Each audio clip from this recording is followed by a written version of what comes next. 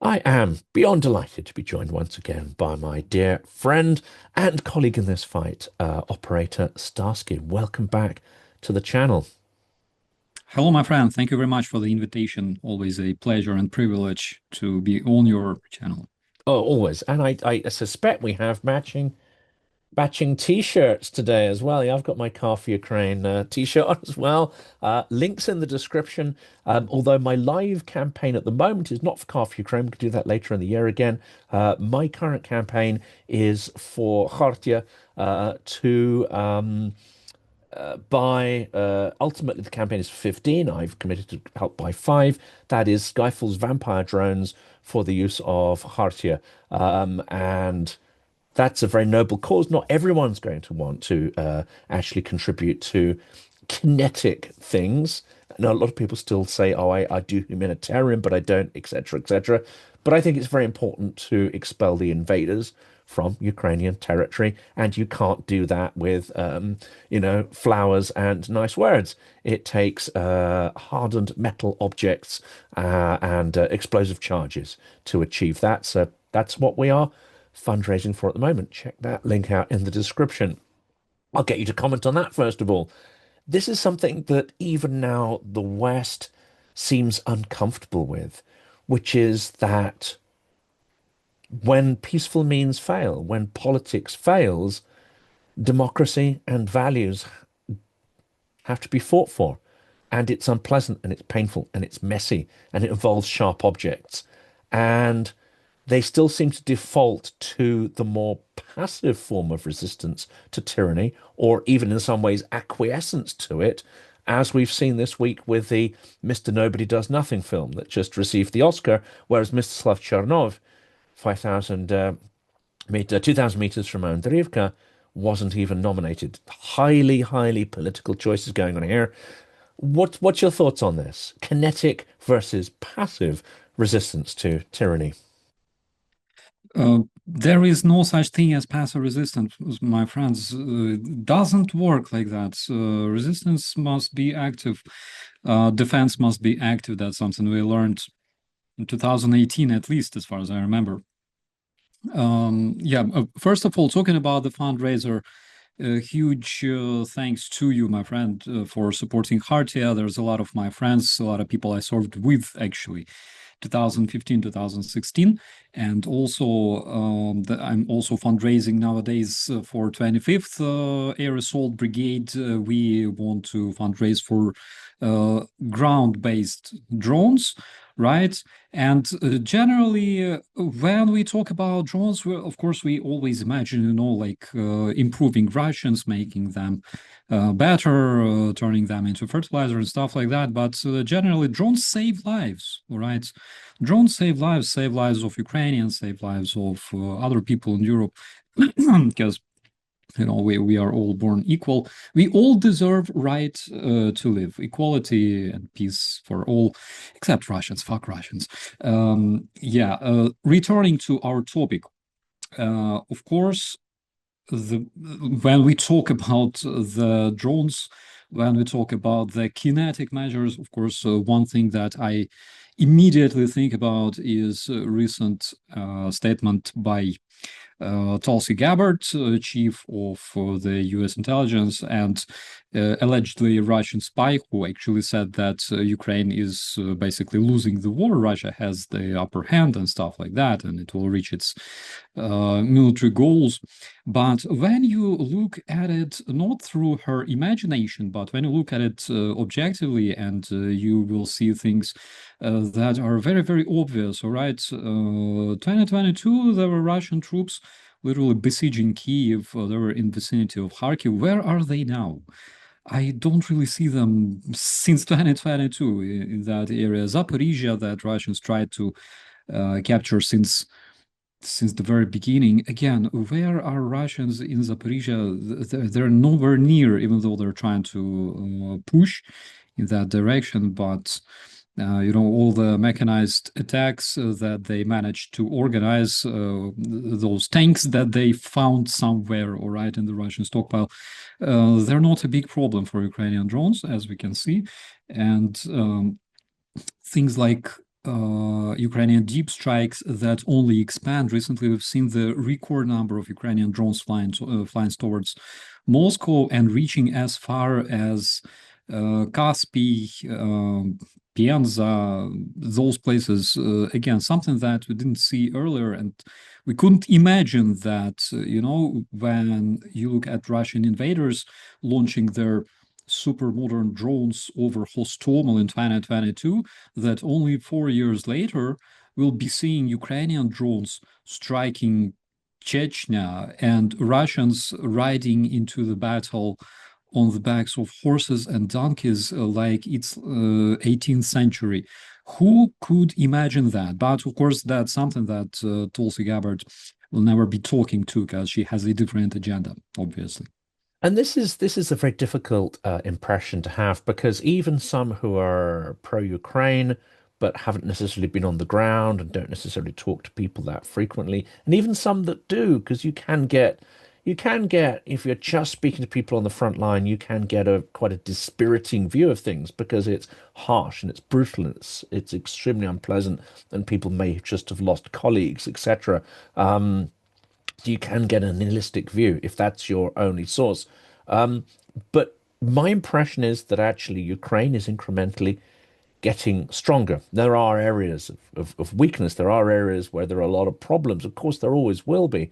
But when you travel on the metro and you see elite battalions like Khartiia and Azov and Third Assault Corps, advertising on billboards, the neon on top of buildings, the sort of recruitment drive. I mean, firstly, it's slightly reminiscent of Starship Troopers or something. It's got this, but obviously in a good way, in a good way. Um, but also when you observe the evolution of drone tech, it's moving so rapidly and it's moving out of, and it has already moved out of people's garages and basements and so on. It is becoming a mature industry. It's scaling up. At the same time, is it's not stifling innovation. The innovation is accelerating at the same time. It seems to me that that combination of innovation and scale, and then the capacity to test it and implement it at the front, that is accelerating beyond Russia's ability to scale their technology or their stolen technologies. So, to my mind, that is a positive. You have the cadres and the recruitment going on to implement these instruments of how should you say it, making Russians responsible for their life choices. Um, and the direction is moving in one way. That doesn't mean it's going to not have hardship and stuff, but Ukraine seems to gaining the upper hand and quite rapidly.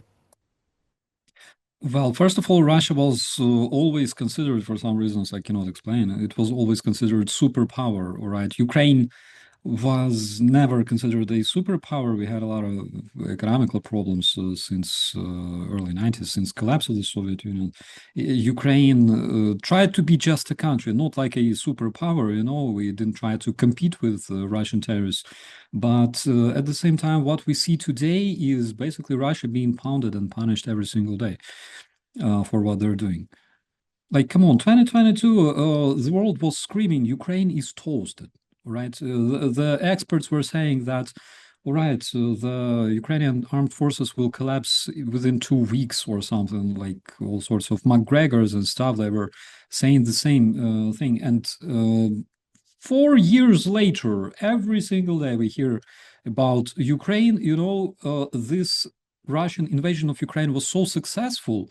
So we are, I'm being honest, people around the world are most probably already tired a bit to hear about Ukraine, all right, about Russia struggling there, or rather, Russia gaining wins every single day for 4 years.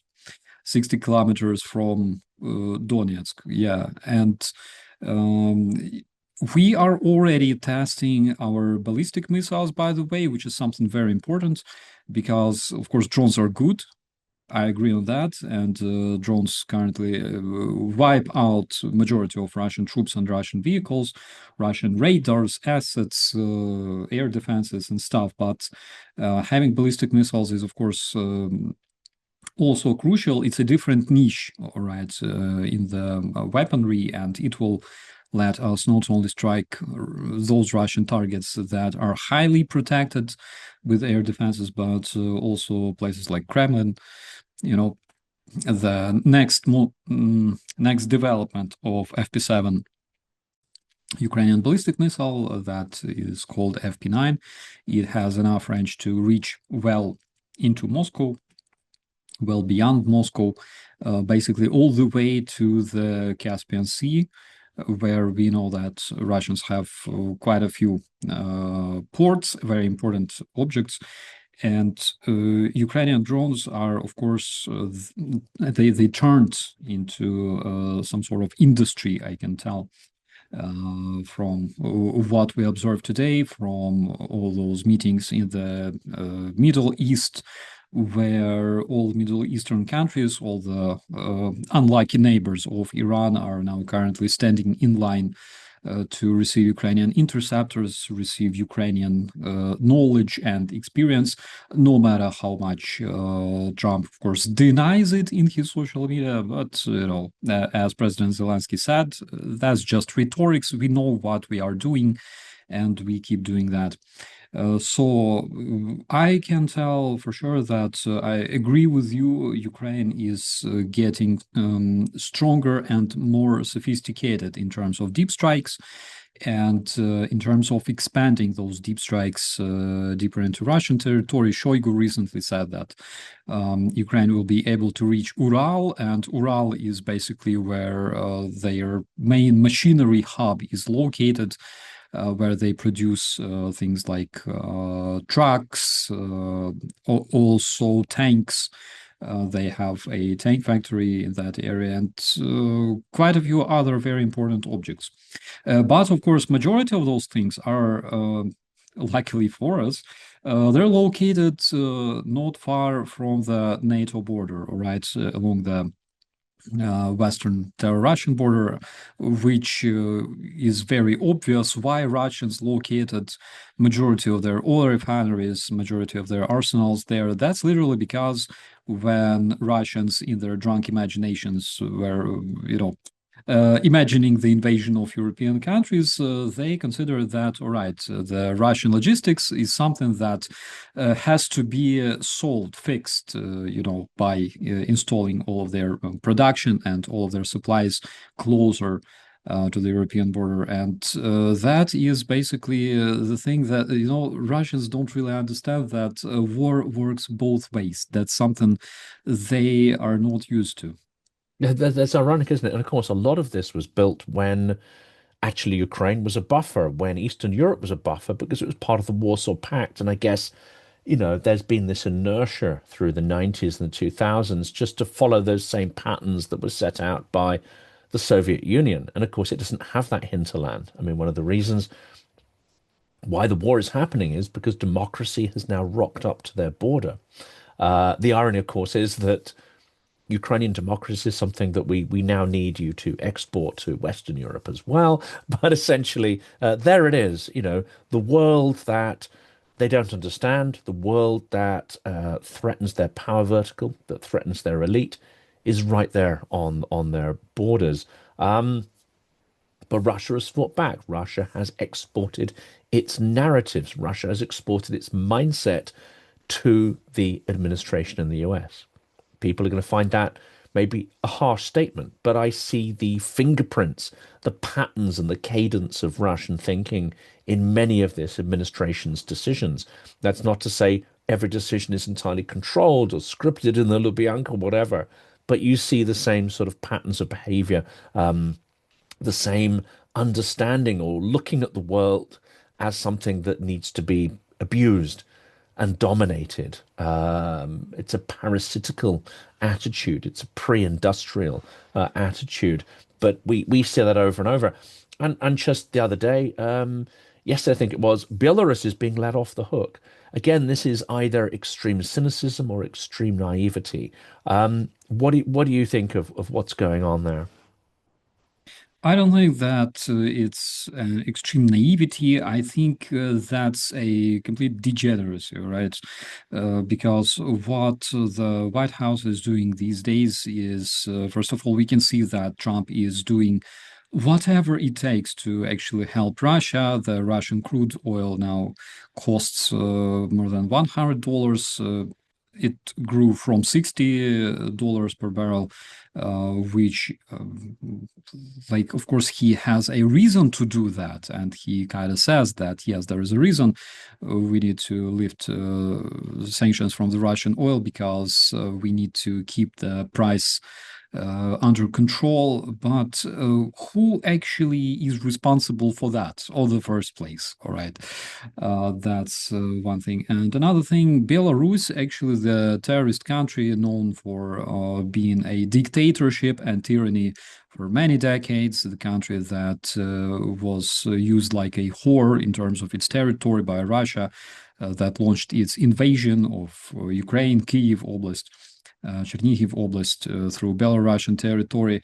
Um, I don't see any reason to actually help or be more polite or, more kind or mild to the Belarusian dictatorship because it will not go anywhere. It will stay there and let's say we have a clear understanding that Trump nowadays is not interested in working with democratic countries, with its democratic partners.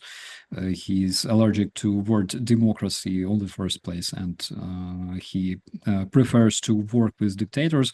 Most probably it's because where he sees himself in that little club.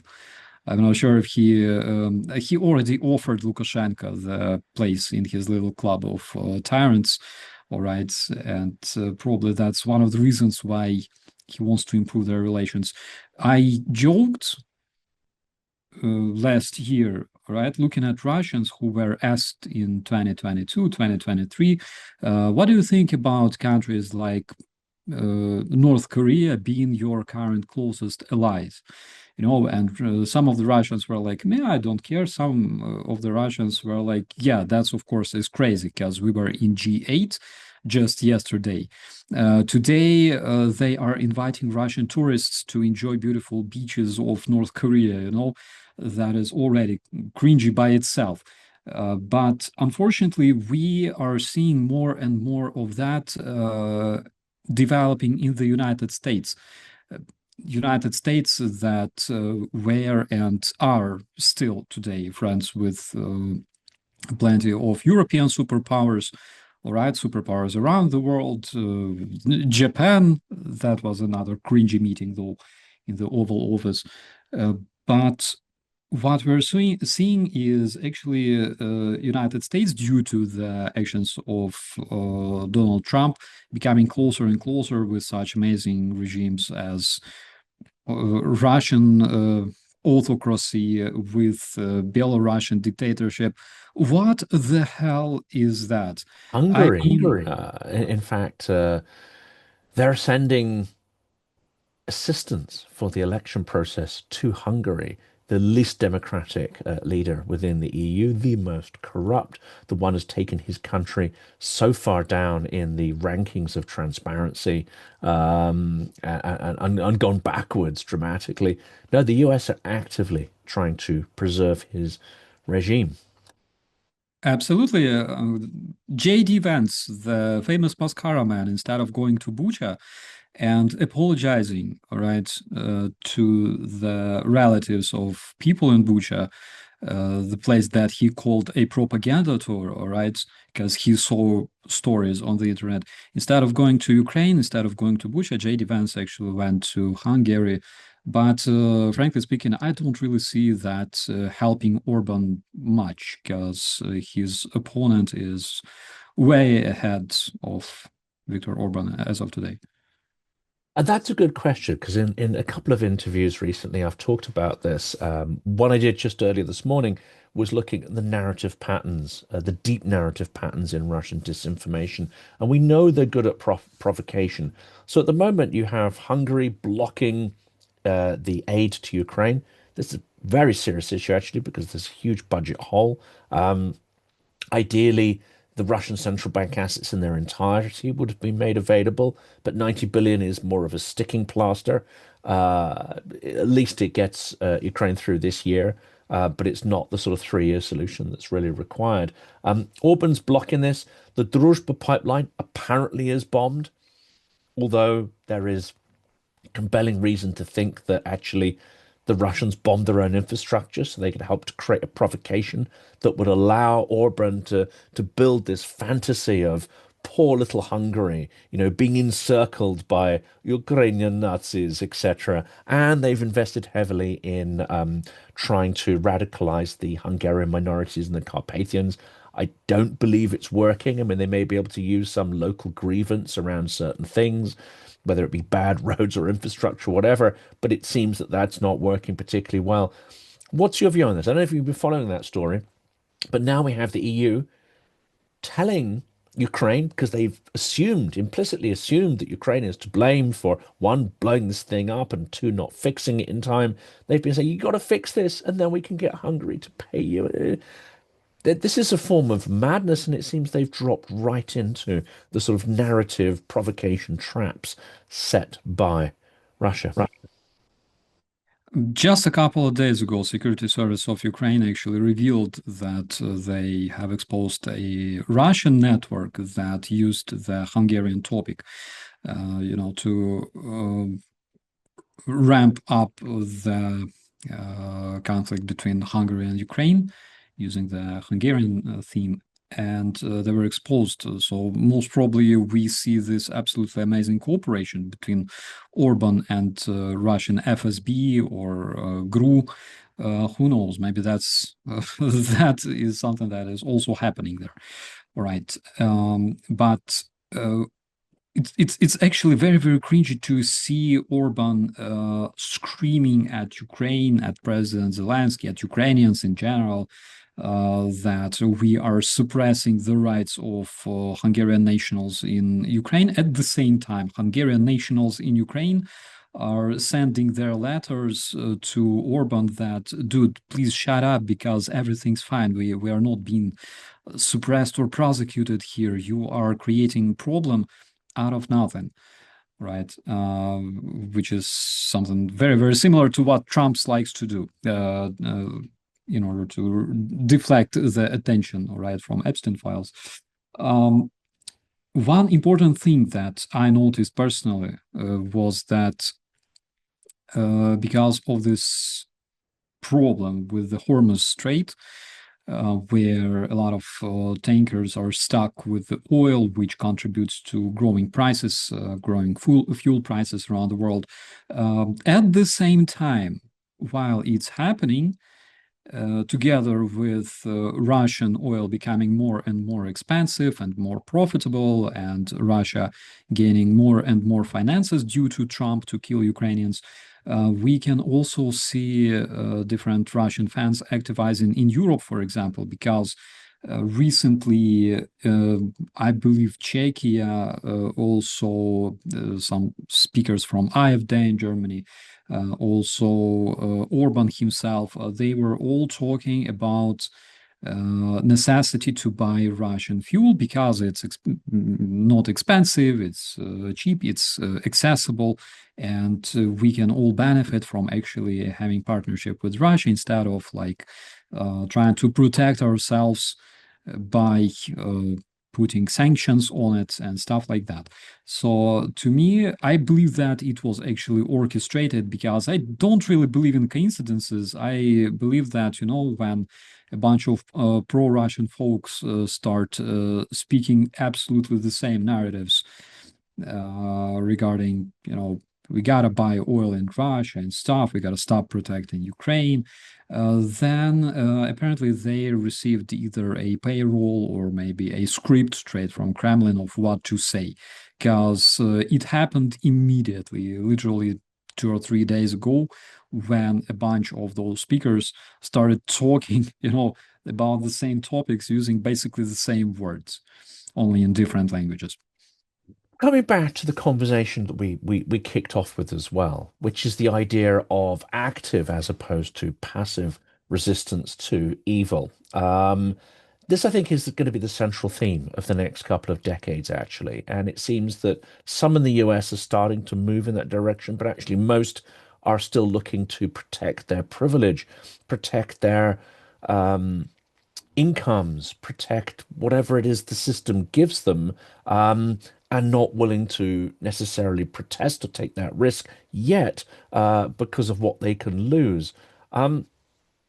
This is a fascinating comparison to 2014 because I don't think people quite realize that in Maidan, what people were risking was everything.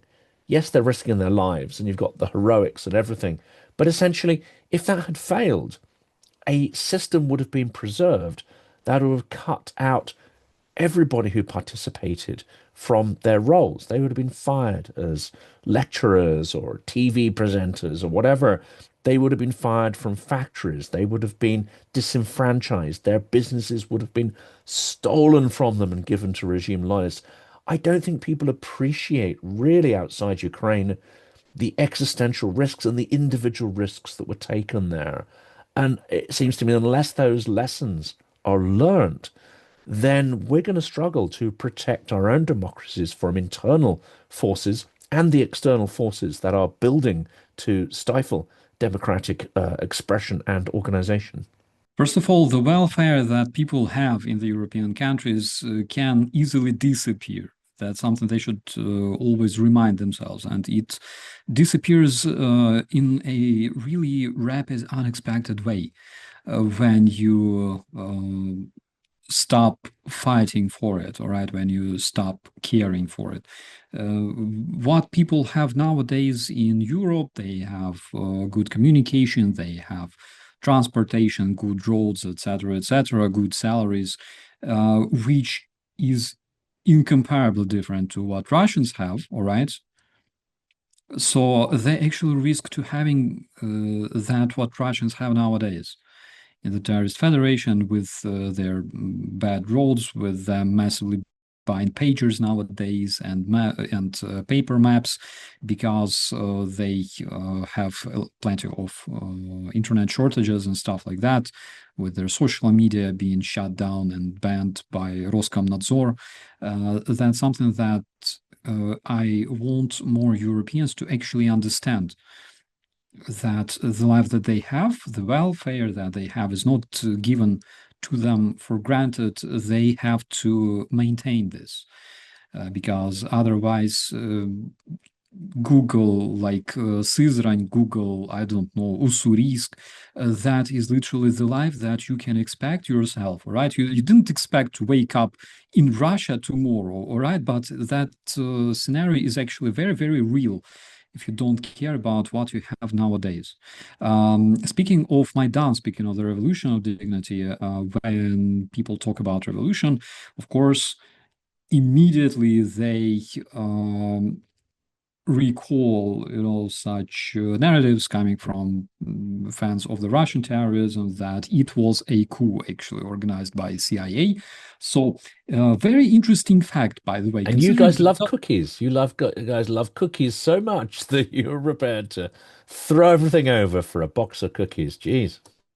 cookies and oranges, yeah. But the fact is, we have Tulsi Gabbard right there, who can actually reveal. It doesn't take her much effort to declassify all sorts of CIA operations in Ukraine. She can just go to the archive and scan or like send something to Hexet via WhatsApp. I don't know, the way they like doing all the time. She can find all the information and literally deliver this to the public in the United States. I would actually vote for that. I would root for her doing that. I would root for her delivering the actual information on how much the United States, first of all, spent on Ukraine, right? And secondly, I want her to actually deliver the information on CIA organized coup in Ukraine in 2013 and 14, because that would be really, really interesting. What is a special operation, right? People don't really think about this moment, but all sorts of operations that are approved on the state level, all sorts of military operations, usually they involve a lot of paper. Looking at the Epstein files that involve millions of articles, you can tell, all right, that's just one big investigation between several law enforcement agencies in the United States. CIA, other establishments, they're the same. They involve a lot of paper. And in that paper, there's usually plenty of numbers, plenty of facts that Tulsi Gabbard can actually share with American citizens. I would really, encourage her to actually provide the American citizens with real numbers of, the American support to Ukraine, with those gazillions of dollars spent on Ukraine's defense, parachuted all over Ukrainian orchards, and also about the CIA organized coup in Ukraine, because I would really like to know whom to thank, all right, whose hand to shake for that. Especially given the scale. Again, people don't appreciate the enormous scale of Maidan, and it wasn't just in one square in Kiev. It was multiple sites, multiple cities. The paperwork would be enormous. I mean, there'd be vast files of having to organize all of that and all the soup kitchens and everything that took place. No, what have they released? They haven't released that because, let's face it, that probably doesn't exist. They're releasing information about aliens. That's what they're choosing to go with. Ah, First, you start a war in Venezuela to distract people from Epstein files. Then you start war in Iran to distract people from Venezuela. And then you talk about aliens to distract people from your failing war in Iran.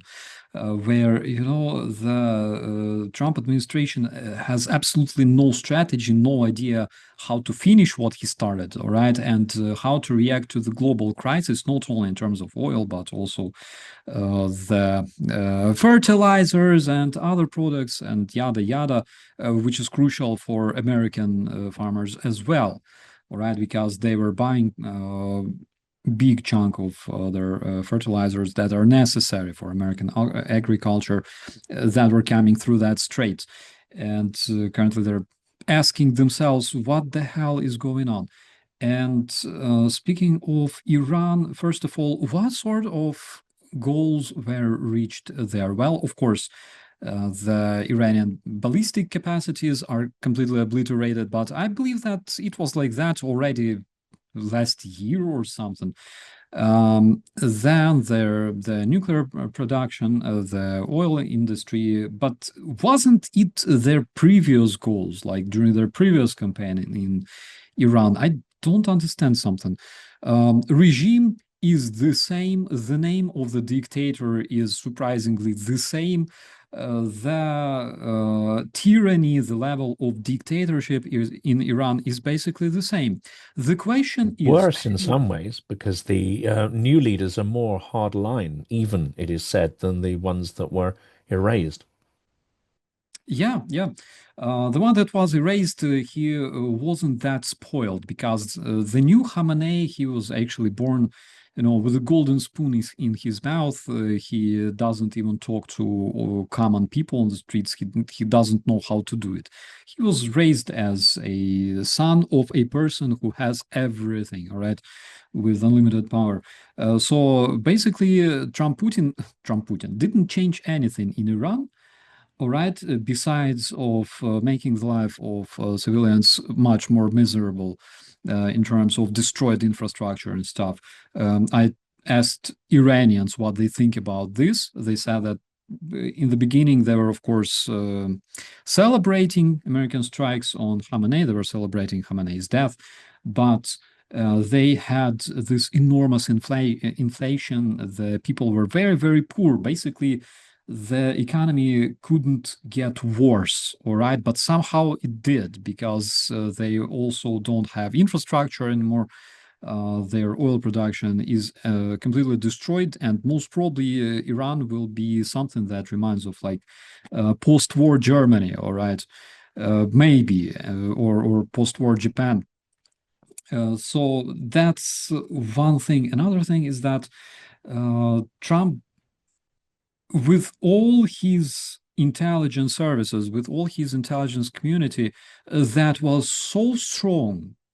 So they paid millions of Ukrainians to go to Maidan and remove, um, uh, Ukrainian dictator Yanukovych, or right, CIA funded and organized coup in Ukraine. Why is Trump so impotent, so he cannot do the same in Iran? Where are those millions of paid Iranians on the streets? I don't see them for some reason, and the reason for that is obviously because they don't have weapons. They realize that they are being shot, all right, that Iranian Islamic guards are literally shooting to kill. They don't care if there's 30, 60,000 people dead on the streets. They literally don't give a damn about that. And secondly, because people don't have weapons, all right? Again, having all that power in terms of building evil plots, removing garments in other countries and yada yada, like they kind of did in Ukraine. Trump is so impotent, so he cannot provide the real Iranian resistance with weaponry, which, by the way, doesn't take that much effort, because we know that Russia and Iran constantly ship weaponry across the Caspian Sea. Mm. And And they Tajikistan, apparently there's a humanitarian convoy launching right now, coming clearly from Russia is the source of it, in the same way that they supplied the Donetsk People's Republic with caches of weapons in aid convoys under the guidance of the Red Cross. I mean, people forget this has already happened before. Yes, beautiful Red Cross contributing um, to arming the quasi-republics in Ukraine. Fortunately, a lot of people forgot about this one as well. But if United States are so professional, for example, at capturing the tankers, capturing big ships in the sea, why they cannot do the same in the Caspian Sea and take a big ship that is shipping, for example, weaponry to or from Russia, or shipping some weaponry to Yemeni, to Houthis, right? Why it's impossible to do that? Because one side ship actually brings a lot of power into the hands of Iranian people that are ready to fight against the regime. Why we don't see much support to Kurds, for example, because we know that there are at least five very, very small but brave groups of Kurds currently proclaiming war against the Khamenei regime, and they are actually ready to fight. They have weapons, but we are talking about several thousand men against potentially 500,000 army of Khamenei. Why we don't see much support here? And of course, the question that I'm still struggling to answer, I asked a lot of different experts. I asked General Ben Hodges, why what is the end game? What is the outcome? Will we see the ground operation? Because history actually proved that you cannot remove regimes or win wars by just striking another country with missiles and bombs. It doesn't work like that. Okay, you actually need boots on the ground. So what will the decision be, right, by Trump administration? Will he just bomb and bomb and bomb and spend gazillions of Patriot missiles on cheap Russo-Iranian Shahids, watching the Middle Eastern countries burn?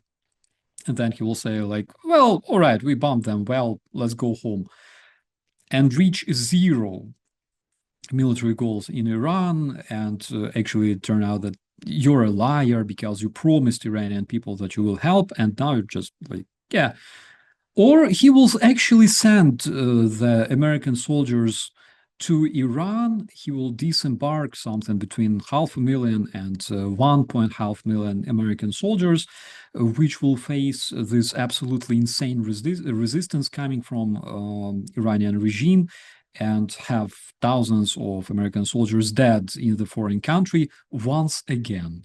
Okay, again, if you remember his whole election campaign 2024, when Trump was saying that we should withdraw from other countries, America should not bomb people in the Middle East, we should, concentrate on our internal problems. But now we basically see the same. We see this dude literally tasting the power of his military and actually enjoying this. That's it, and potentially going to make some disastrous decisions, or already has, in fact, which could suck into, I think, the inevitability. Not It's not inevitable, but the logic of what he's done does suggest that ground troops will be required, not least to open the Straits of Hormuz, and other waterways in the region may well end up being blocked. The Houthis have not moved yet, but when they do, we could see even further chaos and spikes in global energy. But there's something I want to throw at you here. There are many lessons that haven't been learned. The tactical lesson of drone warfare has not been learned, how to counter drones, and not to take seriously the learnings, innovation, and experience of Ukraine. But there's something more that hasn't been learned. America, it seems to me, has degraded Iran's legacy capacity to wage war. They've prevented them from waging the last war. Well, congratulations, well done. They have not prevented them from waging asymmetric warfare. And we see this with their drones, of which they may have caches of thousands, tens of thousands, maybe even hundreds of thousands. We don't know, of these Shahed types. And what that's shown is that using these asymmetric techniques, you can inflict huge economic suffering on your adversary without ever engaging them in a direct military fight. I don't know if Iran has sea drones, but it certainly has Revolutionary Guards, forces, mines, torpedoes, and so on. If they also have sea drones, then unfortunately America is fighting the wrong war, it seems to me, has not learned any of the lessons from the war in Ukraine and Ukraine's resistance. Is that a fair point? Iran was the country that invented those drones before they even emerged in Ukraine. Iran was the country that invented cheap loitering munition even before the war in Ukraine, the full-scale war in Ukraine started. That's something that people always forget. And at this point, it was estimated that Iran has between 20,000 and 100,000 of those Shahed drones built already. That is just a bit more than the air interceptor missiles that America and Middle Eastern countries have combined. Again, just to remind you. Also, preventive invasion. But it's Oh not my one to God. one, is it, as well? You don't necessarily have, oh, we've used one pack through, we've taken out one drone. Sometimes you need more than one to take out the adversary. Yeah, yeah, absolutely. You need more multi-million dollar missiles to intercept a drone worth $20,000. That's economic of war that actually looks quite surprising, probably for people like Hexet. I don't want to talk about Hexet because I will be Oh no, laughing don't. uncontrollably. Yes. Uh, right. But his level of expertise is so good. Hormuz Strait is basically open, all right? Other than Trump, other than Khamenei striking the ships, it's basically free. That is like the level of expertise, the godlike level. All right. Speaking of Iran, again, let's return a bit back to those drones because Iran was actually the country pioneering the drone warfare. They were not only using the very, very cheap Shahed drones, they were also using things like Muhajir, which is basically strike drone actually carrying bombs and also used for reconnaissance and surveillance. All right, and those drones can not only operate autonomously, they can also operate in swarms, in networks, and share receive the intelligence data, bring radio electronic warfare measures and different equipment and things like that. It's very important to remember that. All that was built in Iran before even Russia invaded Ukraine. They were investing, they were developing that stuff, and currently they are not only having some of the biggest stockpile of those drones and other weapons in general, but they also have some of the most advanced stockpiles of those drones. Their technologies are unfortunately many steps ahead of what even Russians have actually. However, Russians provide Iranians with their doctrine, with their technology. There's a lot of Russian parts found still in the drones striking, for example, Abu Dhabi, all right, Qatar. And also they provide them with experience how to launch them properly, using low altitudes, using changed trajectories so they cannot be traced and intercepted well. And the only country in the world that can actually help and teach how to resist that is actually Ukraine, that intercepts hundreds of those drones on a daily basis. Every single night, we shoot down not less than 100 drones. Every single night. Recently, we shot down, like just 2 days ago, I believe, we shot down something like 400 drones and dozens of Russian ballistic and cruise missiles. We do it all the time. Of course, Trump can brag as much as he likes on the television that we have like the best drones in the world. We don't need Ukraine. Our technologies are the best, but his technologies suck so much, all right? Or is it the way he uses them, or most probably it's just because he's so ridiculous, all right? But his technologies suck so bad, so we can see daily footage coming from the Middle Eastern countries that are on fire. Their main source of income in the Middle Eastern countries is burning massively, and neither Trump nor his allies can do anything about that. Luckily for them, there must be always a grown-up in the room, right? So, luckily for them, Ukraine sent 200 Ukrainian specialists to the Middle East, and they will be helping those people to actually deal against Iranian threats, because current Iranian regime is Ukraine's adversary, and we also want to see this regime collapsing. That's why, of course, we need to help our allies as well. But the whole situation is so ridiculous. Yesterday, he talked to Japanese Prime Minister, who actually asked Trump, "Why didn't you warn us about your intention to strike Iran?" The dude replied, "Why didn't you warn me about Pearl Harbor? Are you freaking insane or something? I don't know." Hard Yeah, to comment on that. it's grotesque. Is entirely what it is. Um, there's so many avenues we could go down. The one I wanted to tackle with you before we jump off, because I think this is an interesting development.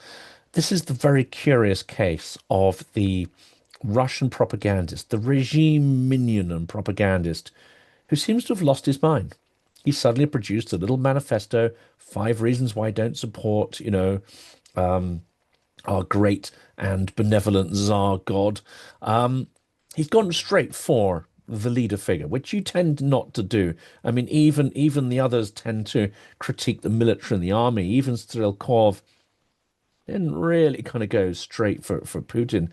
So this is weird because up to now, this propagandist has been he's not particularly intelligent or eloquent, it has to be said. He rarely, it seems, scripts his own stuff. He's given direction, he does what he's told. Whether it's the core regime or a faction, he repeats what he's told to do, and he's justified every possible crime and level of criminality in the past. Suddenly he comes out and directly criticizes the Tsar. in extremely explicit fashion. Something weird is happening. What's your feeling? I don't know if you've been following this story. I haven't been following this story, but one thing I can tell you for sure was probably vodka. I don't know. People do all sorts of crazy stuff when they're drunk, especially in Russia, right? He's now in an insane asylum, by the way. He didn't fall out of a window or eat some dodgy sushi, but he is now in an insane asylum. Well, there it is. There you go. So not something unexpected, and I'm not even surprised because that's one of the destinations for people criticizing current Russian regime. One thing I wanted to mention about the Russian propaganda and Russian narratives in the social media and everywhere else, the overall level of Russian disinformation on the West, is you have to support Ukraine if you want this disinformation to, if not disappear, but at least shrink big time. Because everything is related. Ukrainian deep strikes on the Russian territory are directly related to shrinking of Russian disinformation in the media. Because what is the main fuel for Russian disinformation? Of course, it's money. When Russian bot farms, when Russian talking heads or pro-Russian talking heads on the television, when they receive their topics, all right, their scripts from Kremlin, they never do that for free. They will never call you to be friends with Russia, buy Russian oil for free, all right? Nobody does. So they only do that because they are running on money, okay? They receive something, they receive some payrolls or some valuable gifts from the There Russian. are some idiots who carry water for free. Uh, let's mention Peter Hitchens here, but yeah, most for the most part, most of them require payment to spread this manure of Russian lies. Yes, absolutely. The closest local example is Mr. Gills, right? So they all run on money. They never do anything for free because no matter how ridiculous they are, unfortunately, they're not that stupid. And everything is related because if Russia's main source of income is shrinking, so inevitably the Russian source of disinformation will be shrinking as well. It's as easy as that. Ukraine already obliterated about half of oil of all the Russian oil capacity that Russia has. A few refineries left, and I can also tell that even though we could see massive Russian disinformation. I'm talking literally not the quality, but quantity, all right? Around Trump's elections, which again, not surprising. But nowadays, even though we still can see the Russian disinformation being produced, but not in such quantities. So I make a logical conclusion. So most probably is because Russian oil is burning, doesn't feel well. Therefore, you have to support Ukraine. You have to help Ukraine, help you get rid of disinformation and Russian threat in general. Absolutely, yes. You kill the source of the disinformation, not just it's like the principle of killing the archer, not just trying to strike the arrows out. That's the same principle here in disinformation. I mean, the last question here, do you see Europe getting better at what I think we've called in the past combat propaganda, the need not just to fact check and do hygiene, but actually to go on the offensive and to create weaponized narratives to send back at your enemy. Do you see any sign that we're finally waking up and starting to do that? The process is very, very slow, and sending weaponized narratives at Russia actually makes no sense, right? Russia is completely isolated. It's as effective as, I don't know, sending propagandist radio messages towards like North Korea. Nobody even listens to that. And they're not Uh, going to be an uprising. I mean, we get out of the illusion that this is going to cause a popular uprising of any sort. no, no, no, no, no. The only thing that can cause an uprising in Russia is empty fridge. But due to Trump, we won't see that happening, all right? Due to Trump and other Putin's friends around Europe, we won't see Russia collapsing economically, which is the only possible way you can actually expect some kind of coup or uprising in Russia. So nothing like that will happen. Fighting Russia informationally doesn't make much sense, all right? I'm not talking on a tactical level, I'm talking on the Russian territory informationally. But what can actually help is establishing proper communication with European societies on the European ground. One big problem that we faced earlier was the fact that the governments don't really combat the Russian disinformation. Which was very, very serious, but we can see that slowly we are moving in this direction. We talked about this, I believe, last year or 2 years ago. We can already see that we are slowly, slowly moving in this direction, and we have some success, some actual gains on the informational battlefield. The other thing that we lack is we need to establish a proper communication with the European societies, because recent polls showed that like a very, very tiny percent, something like 30 or 40% of German youth, for example, will be fighting for Germany in case the country is invaded. Why? It's because they don't really understand the value of what they had. Returning to what we talked in the beginning of this video, we have to understand the value. You have to explain Europeans why they should love and value and care for what they're having now, because this can be lost very, very easily. Look at Ukraine. Even though we were not superpower, and even though we had a lot of problems, economical problems and stuff like that, but at the same time, when Russians arrived to places like Hostomel, Irpin, and they saw that the barns where we keep our cows have like plastic windows, they were shocked because they don't have that, all right? Their windows were installed in 1947, like 2 years after the war finished, actually, and they never changed them. They were impressed that even though Ukraine was not as strong economically as the terrorist federation, but Ukrainians had better quality and better culture of life. So Ukrainians, unfortunately, because Russians keep sending tons and tons of their munitions at us every single night, unfortunately, we're slowly losing that. Our infrastructure is suffering big time. We repair it fast because we already learned how to do that, but we are inevitably suffering from that. Our civilians suffer from that. Water in the sink disappears fast. When you don't have water in the sink, you don't have water in the toilet, you cannot flush. That's another problem that people don't often think about, let alone heating, let alone gas, let alone electricity and internet and all the things that we love. People who are addicted to TikTok, they also don't really remember all the time that all the goodness that brings joy to their lives can easily disappear if Russia decides to do this, because we don't choose this. Russians choose to invade.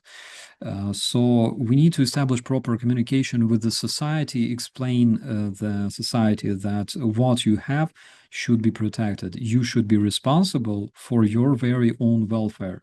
It's not given for granted. It's something that has to be maintained. And then we will be more involved and more engaged in protecting what we have, at least somehow on the moral level, I think. Because people need motivation, people need a choice, and they should be given these by their governments. I really, really hope that governments will pay attention to this matter as well. Maybe you finally identified why I'm doing what I do here, OS, and that's so I don't have to go back to and I have experience of using the village conveniences in Russia. Maybe that at the back of my mind is like, yeah, I don't want to go back to that. So let's fight this thing before our toilet seats are taken away from us and there's no more water there. For today, thank you so much. I think we'll get together soon. Actually, we'll have a chat on your channel very soon. I think in that one it'll be interesting to talk about some of the weird things happening in Mordor, such as the suppression of the internet, because there's some interesting patterns going on there to discuss. But for today, this has been hugely thrilling to have you back on. A great conversation. I know the audience will get as much out of this as I have. Thank you, and Slava Ukraini. Heroям slava. Thank you very much, my friend. Be safe. Thank you for watching this video. Your support is massively appreciated. Here's just a quick notice at the end of it. Please do stick with this because here are two important messages. Firstly, there are links in the description of this, and I really want to share with you the work of Stephen Moore and his team, founder of Ukraine Freedom Project. He's a former congressional Republican chief of staff, and he's been in Ukraine now for most of the full-scale war. In fact, he was there on day 5 of the war, and he's produced an extraordinary film, A Faith Under Siege, that documents Russian atrocities against Ukrainian Christians. If you haven't seen that, if you haven't even seen the teaser, I strongly recommend you look at that, and of course look at the wider work that his team does to evangelize the importance of Ukraine as a topic, especially and crucially now amongst congressional Republicans. Khartiia is a Ukrainian corps operating around Kupiansk, which is a critical area of the front. Now, this campaign won't be for everybody. It is a kinetic campaign in that we are crowdsourcing here for funds to buy vampire drones, 15 in fact. 5 of those have already been achieved in this campaign, but we are looking to scale this up to get the full amount of $40,000 US. That's going to Dzyga's Paw that are handling this. This is an incredibly important campaign. There are many creators who are taking part in this. My view is that it's not enough at this point just to help Ukraine to survive. It's not enough just to invest in humanitarian causes. Not everyone's going to be comfortable with this, but they have to remove the invaders from their lands. To do that, they need the skills, the munitions, the weaponry to achieve that. This is where these vampire drones come in. So please, this isn't a full polished promo. I'm still working on that, but the campaign launches today. Please do check it out and, of course, help in any way that you can.